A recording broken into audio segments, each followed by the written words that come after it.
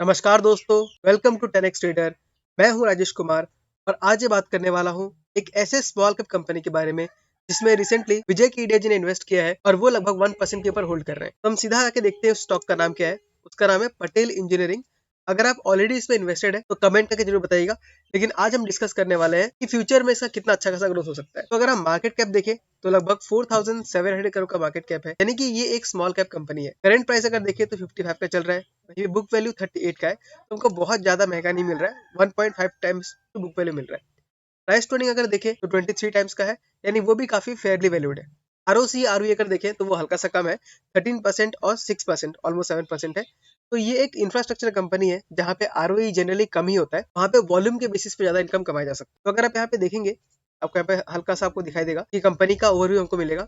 Patel engineering LTD is engaged in construction of dams, bridges, tunnels, roads, piling works, industrial structure and other kinds of heavy civil engineering work in areas like hydro, irrigation, water supply, urban infrastructure and transport.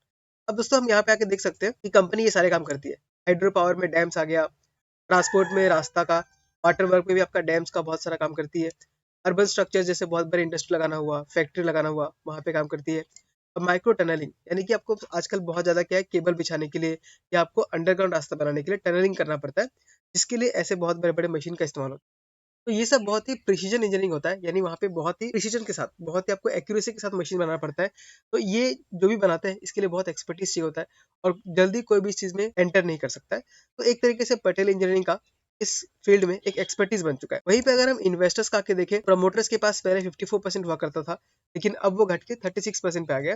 But यहाँ पे घबराने वाली बात नहीं है, क्योंकि जितना stake इन्होंने बेचा है उतना स्टेक बाय किया है एफआईएस ने। अब देख सकते हैं एफआईएस का पहले 3% होल्ड करते थे, 2% होल्ड करते थे पहले, अब वो बढ़ के 8.47% पे आ गया। यानी एफआईएस ने लगभग 6% का बाइंग किया है। वहीं पे डीआईएस का देखें तो डीआईएस ने भी धीरे धीरे करके बढ़ाया है, 5.59% से लगभग 6.38% पे आ गया है। वहीं पब्लिक का देखें तो पब्लिक का स्टेक भी इंक्रीज हुआ है, 27% से 44% पे आ चुका है। और अदर पार्टीज का देखें तो उनका भी 2.75% से 4.39% पे आ चुका है। और अदर पार्टीज में अगर आप देखेंगे तो वहां पे आपका Patel engineering employees welfare trust आता है, जो कि लगभग 4% होल्ड करती है। और पब्लिक में आके आप देखेंगे तो यहाँ पे केडिया सिक्योरिटीज आपको दिख रहा होगा, जो कि विजय केडिया जी का इन्वेस्टिंग फर्म है और उसके थ्रू ही वो इन्वेस्ट करते हैं। तो आप देख सकते हैं वो लगभग 1.42% होल्ड करते हैं, यानी 1% के ऊपर होल्ड कर रहे हैं, इसलिए उनका नाम हमको यहाँ पे नजर आ रहा है। कुछ और इंडियन इन्वेस्टर्स के नाम आपको दिख रहे होंगे, जैसे अनिल विशान ji, New Mile Corporate Advisory Limited. तो ये आप देख सकते हैं कि शेयर होल्डिंग पैटर्न में काफी हमको कंफर्टेबल नजर आ रहा है, बड़े बड़े इन्वेस्टर्स इनमें इन्वेस्टेड है। लेकिन फिर भी क्योंकि एक स्मॉल कैप है तो इसमें थोड़ा बहुत रिस्क तो हो ही सकता है।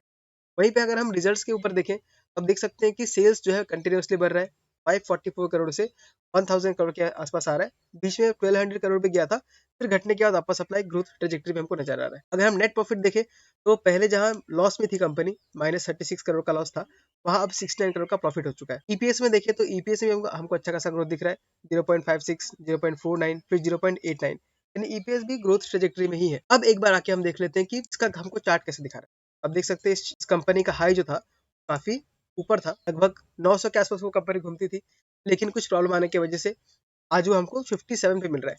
तो अगर हम यहाँ पे देखेंगे तो इस जगह पे हमको एक इंटरेस्टिंग चीज क्या दिख रहा है, इस जगह पे वॉल्यूम काफी ज्यादा आ चुका है। अब यहाँ पे देख सकते हैं यहाँ वॉल्यूम बहुत ज्यादा है, यानी लोगों का इंटरेस्ट यहाँ बहुत ज्यादा आ रहा है।